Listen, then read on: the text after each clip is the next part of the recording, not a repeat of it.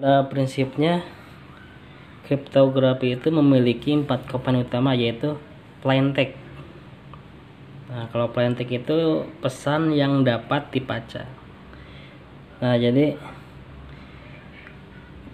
walaupun dirahasiakan, pertama ada plain text dulu. Jadi ibaratnya tulisannya bisa dibaca terlebih dahulu. Nah, dari plain text, jadi plain text itu pesan data atau informasi yang dapat dibaca dan dimengerti maknanya. Ini nama lain untuk pesan adalah plain text gitu. Ini pesan adalah agar pesan tidak bisa dimengerti maknanya oleh pihak lain, maka pesan perlu disandikan ke bentuk lain yang dapat dipahami.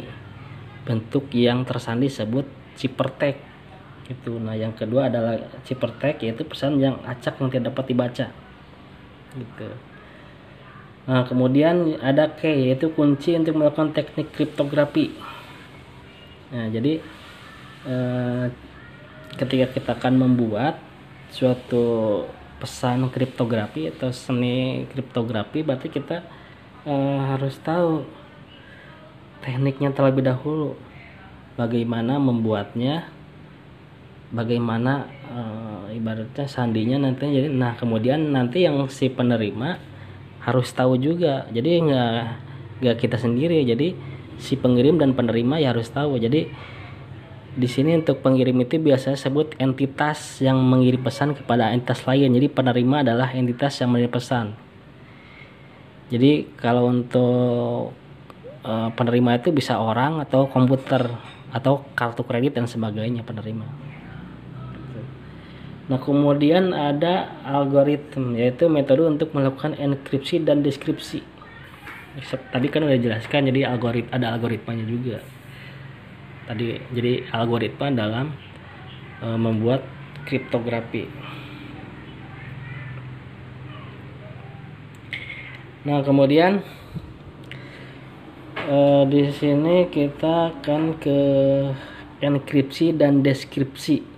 Nah, jadi proses penyandian plain text menjadi ciphertext disebut dengan enkripsi.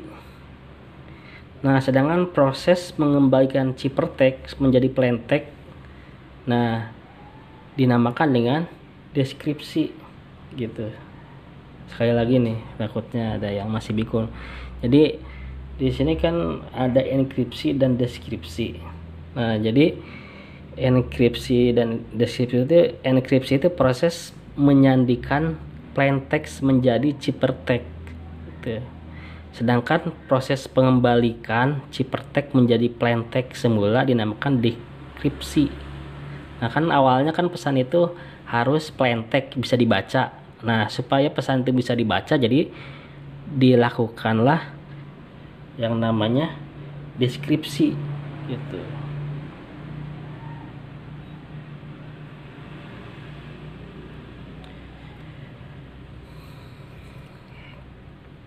Nah, enkripsi atau encryption adalah sebuah proses menjadikan yang dapat dibaca plain text. Jadi menjadi pesan acak yang tidak dapat dibaca atau ciphertext.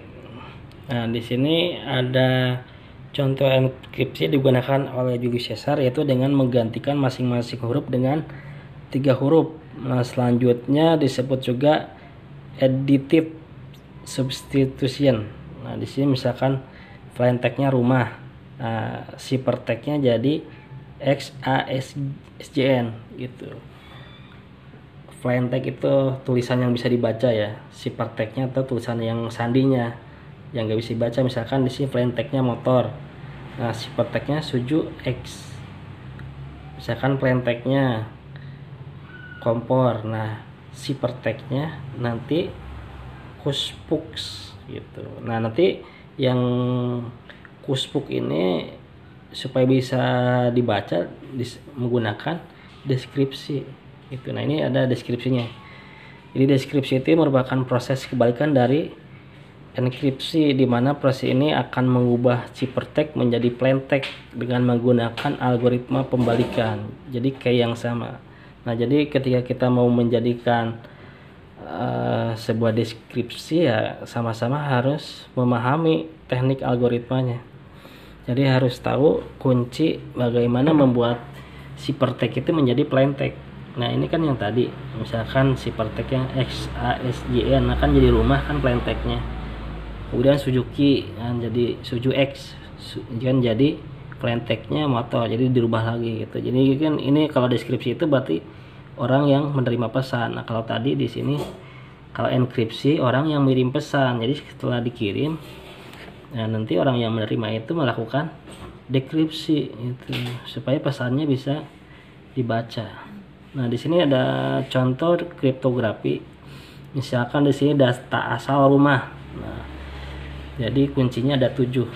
Misalkan di sini kita tuliskan awalnya untuk data asalnya kita buat A B C D E F G H I J K L M N O P Q R S T U V W X Y Z. Nah itu untuk data asal.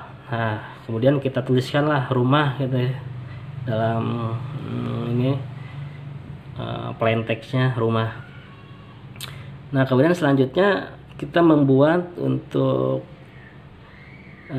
enkripsi menyembunyikan pesannya, kita acak datanya, kita acak. Nah misalkan kita mulai dari G H I J K L M N O P Q R S T U V W X Y Z. Nah kemudian mulai deh ke A B C D E F. Nah kemudian kita tulislah data asalnya rumah, diambilkan dari yang atas. Nah kemudian untuk enkripsinya kita mengambil rumah, diartikannya yang data acak. Misalkan di sini untuk R, nah di bawah R itu kan hurufnya X. Nah berarti huruf yang akan dienkripsi tulisnya X. Nah kemudian yang kedua rumah U kan, U-nya itu baru bawahnya ada huruf A. Nah berarti U-nya itu dirubah jadi A untuk data acaknya. Kemudian yang ketiga ada M.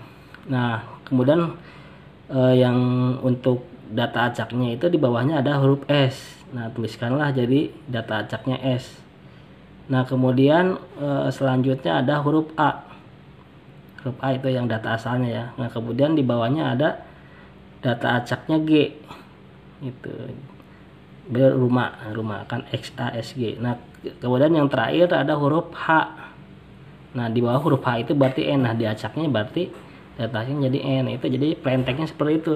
Nah tapi kunci seperti ini yang penerima gitu kan harus tahu juga sandi seperti ini. Jadi kalau nggak tahu sandinya dia akan bingung bacanya. Nah contoh kriptografi kedua. Jadi yang aslinya di atas. Nah kemudian selanjutnya 13 step relationship. Nah jadi untuk kata kunci yang diacaknya di bawah, kita ngikutin kata yang bawah gitu. Jadi tinggal kita sesuaikan aja. Berarti kalau nulis A, nanti kita kalau untuk ibaratnya data acaknya jadi N gitu. Kalau Z berarti kata acaknya jadi M.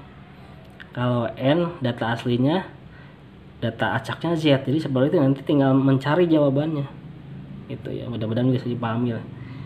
Nah kemudian ada teknik dasar kriptografi. Di sini ada substitution. Jadi salah satu contoh teknik adalah Caesar cipher. Jadi langkah pertama adalah membuat suatu tabel substitution. Jadi tabel substitution dapat dibuat sesuka hati, dengan catatan bahwa penerima pesan memiliki tabel yang sama untuk keperluan deskripsi. Nah, bila tabel substitution dibuat secara acak, akan semakin sulit pemecahan ciphertext oleh orang yang tidak berhak. Jadi, nah ini dah kalau untuk teknik Caesar cipher itu ya kita buat tabel terlebih dahulu.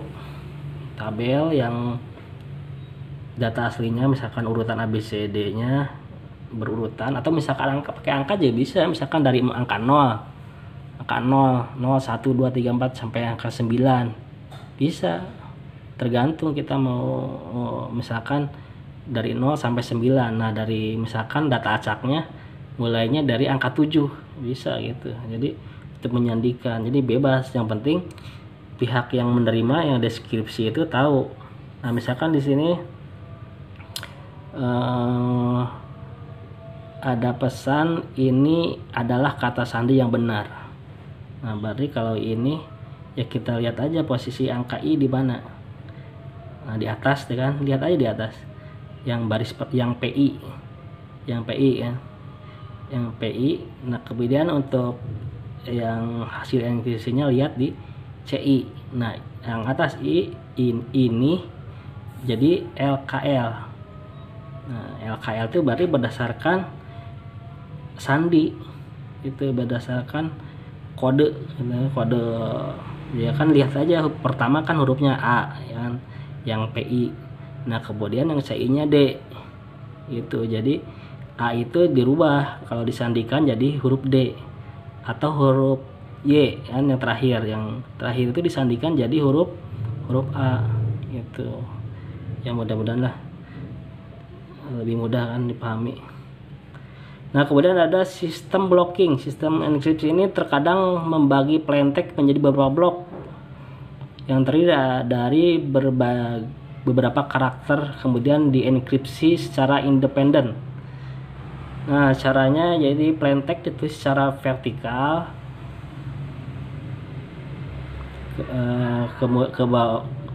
ke bawah berurutan pada lajur dan dilajurkan pada kolom berikutnya sampai seluruh tertulis. Jadi ciphertext-nya adalah hasil pemecahan plaintext secara horizontal berurutan sesuai dengan bloknya. Contohnya, jadi jika plaintext adalah 5 teknik daftar kriptografi, maka hasilnya ciphertext. Jadi jika menggunakan teknik blocking dengan satu blok berisi 4 karakter, misalnya kayak gini.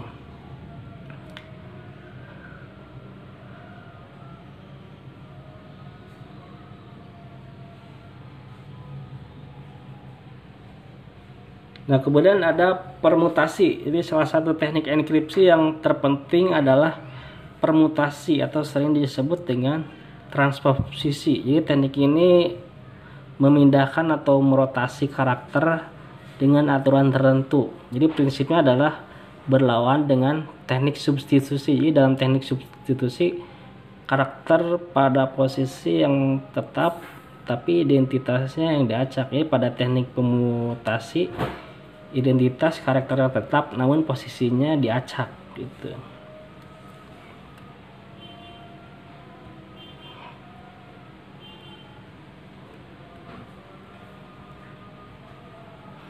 Ya, misalkan di sini digambar permutasi itu kan, misalkan diacak itu disilang, misalkan 1 disilang jadi 6 itu, 3 jadi ke 4 jadi 3 itu, jadi disilang posisinya, jadi bukan diurutkan, jadi disilang posisinya.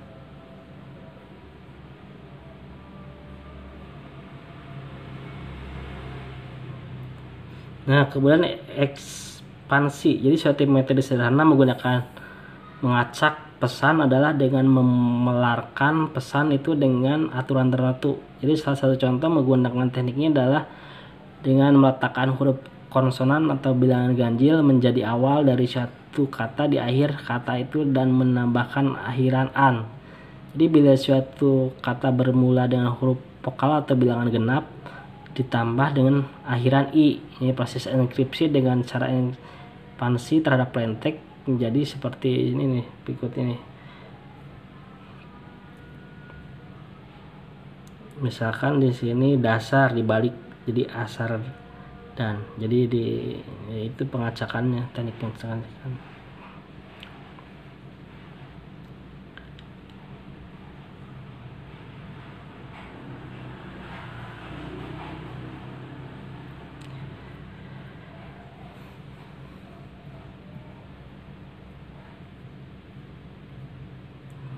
Alhamdulillah pertemuan hari ini sampai di sini, semoga bermanfaat.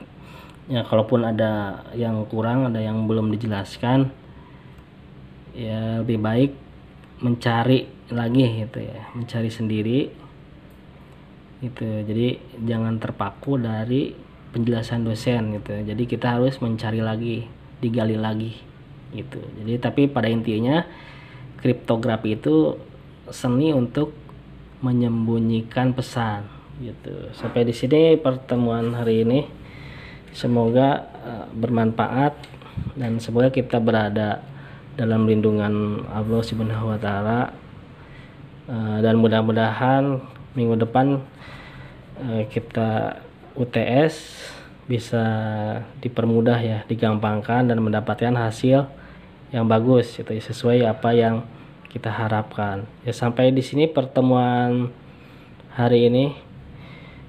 Assalamualaikum warahmatullahi wabarakatuh. Selamat malam.